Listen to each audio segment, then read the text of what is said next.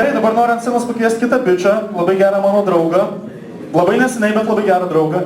Jis dirba barmenu ir jisai yra žiauriai geras barmenas, daro pačius geriausius pasaulyje kokteilius, bet jis turi vieną tą bėdą, žinot, jeigu jūs esat mergina ir prieinat prie jo ir sakot, labas vakaras, aš norėčiau 2 kokteilius orgazmas, tai jisai šį pratimą pasidarytų tik savo. Tai yra Dominikas Klajumas!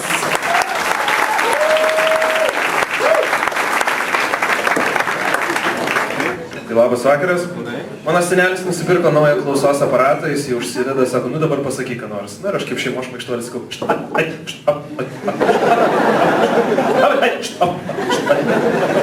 kai aš atradau, kad moku žaisti šiek tiek balsais, man buvo tai tolygu tarsi vaikino atrast masturbaciją, ne toks.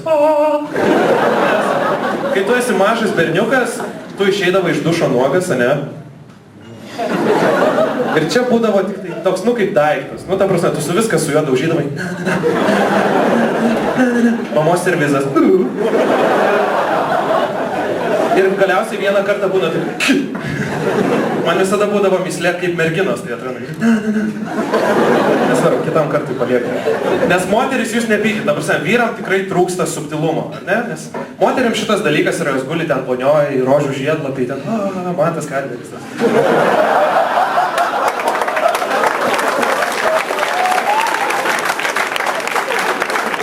Vyram čia tiesiog yra toks, aš ir galvoju. Ir tada bėgi į darbą. Ir tada su visais sveikinės, labas Antanai. Bet, tu sveikinėsi su visais ir tau galiausiai ateina į galvą ta mintis, kad tas žmogus prieš 20 minučių irgi greičiausiai tai darė. Ir būna toks skrandžio virusų veidu. Tai aš dėl to visiems žaibus tik duodu. Jo. Kodėl vyram dar taip pat labai trūksta subtilumo, supratau vieną kartą, kai buvau vakarėlyje. Ir, jau pabaiga vakarą, jau aišku, kas su kuo eis į viršų, kaip sakoma. Ir, žodžiu, sėdi vaikinas, tipo jau toksai. Ir jį atsirėmus mergina ir sako, jam jausi. Jis, davai! Jo. Paskutinį savo stand-upą daug pasakau apie kurčius žmonės ir gavau netgi e-mailų piktų, kad sako, oi, čia negražu, čia, nesvarbu. Ir aš iš tikrųjų galvojau, kas nutiktų, jeigu žmonės iš tikrųjų imtųsi kažkokių priemonių. Tarkim, lietuviai vienintelį dalyką, kaip supranta, kad kažko darima, tai yra protestai. Kurčiųjų protestas, pirmiausia, jie šūkio nesusitartų. Kažkas priekina, kažkas galia, ko nori mergaitė. Vienintelis žmogus, kas visus galėtų sukviesti į protestą, tai yra ta LTV moteriškė mažutė, žinot? Nes 90% čia jūsų esančių nė velnio nesuprantat, ką jinai kalba. Jinai galėtų jūsų motinas kalėjom išvadinti ir jūs sakėte, Aš žiūriu žinias ir čia buvo tas olimpinis vajus ir pranešėjas sako, tikėkimės, šį kartą lietuviai parneš auksą ir jinai taip.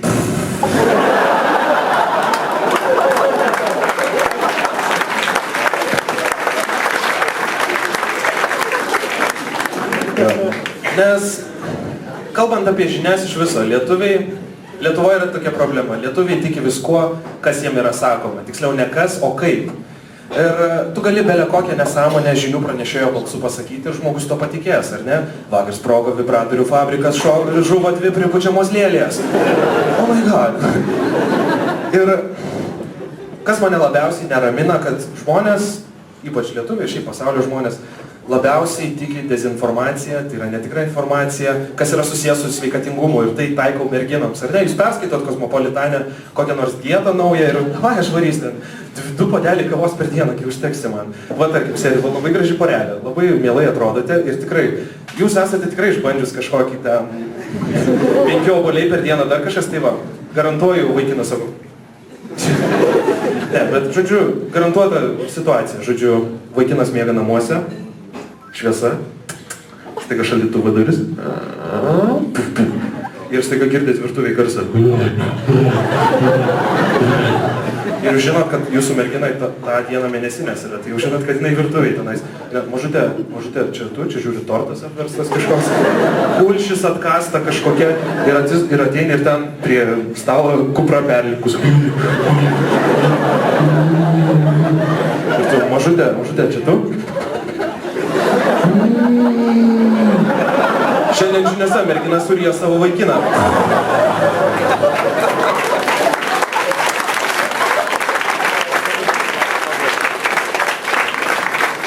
Vilniuje žiauriai populiaru yra dabar tie jogurto pleisai, kur tu ten ateini, tam prisivarai ir tipo, jau yra blogo, tai čia sveika.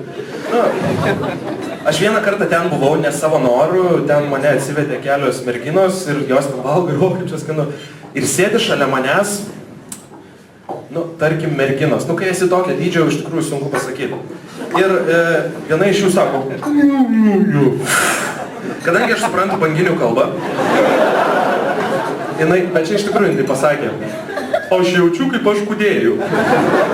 Ir per jos 6 pagurklius nuėjo tuo metu bangos. Jo.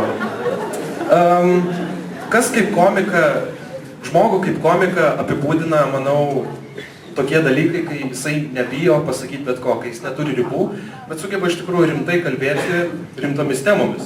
Ir aš manau, kad viena sunkiausių temų iš tikrųjų pašiepti yra religija. Nes mes gyvenam tokioje valstybėje, kur yra iš tikrųjų tai sunku padaryti.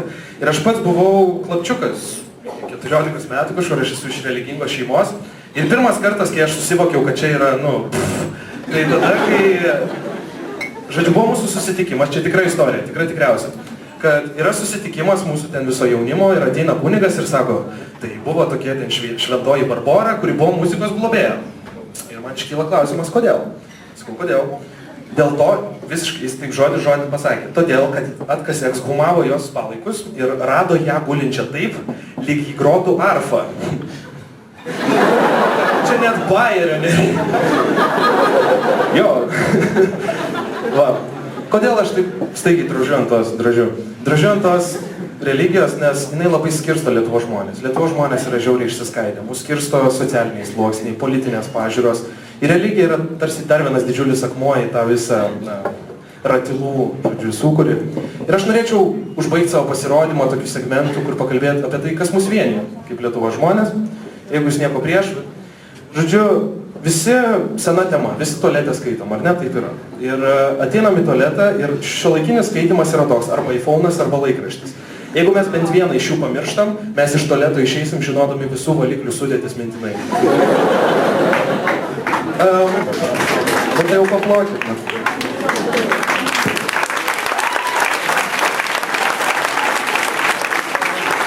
Visi kviečiamės taksus kažkokiu metu, ar ne, pastoji, po Vilnių reikia važinėti, taip yra. Ir sako, didesnė taksi firma turi 10 mašinų, mažesnė 7, dar mažesnė ten yra mašinų, kur turi po 3. Nesąmonė. Visoje Lietuvoje yra viena ir ta pati mašina, kurią tiesiog perdažo. Mes išsikviečiam taksi ir sako, žalias Passatas už 5 minučių. Visada tas pats Passatas. Žalias Passatas už 5 minučių ar lauksim. Cetriukas su naujais metais, ačiū. Čia mergaičių prie Olandų gatvės nėra, aš važiuoju. Man šitas balsas primena, atsimenat, kai buvo kasečių nuomos punktai labai populiarūs ir pusė tų filmų būdavo įgarsinta rusiškai. Įsijungi kokią kasetę, ten piko valanda kokia nors. Ir prasideda viskas žalias ekranas. Columbia Pictures представляет Жан-Клод Ван Дам į Steven Seagal filme Двойной удар. Ir staiga būna toksai raidės 1990 году, Čikago.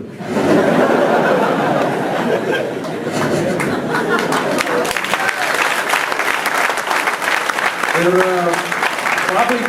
pabaigai tai nebus tokia stipri tema, bet tiesiog man tai yra žiauriai svarbu, kažkodėl aš nežinau.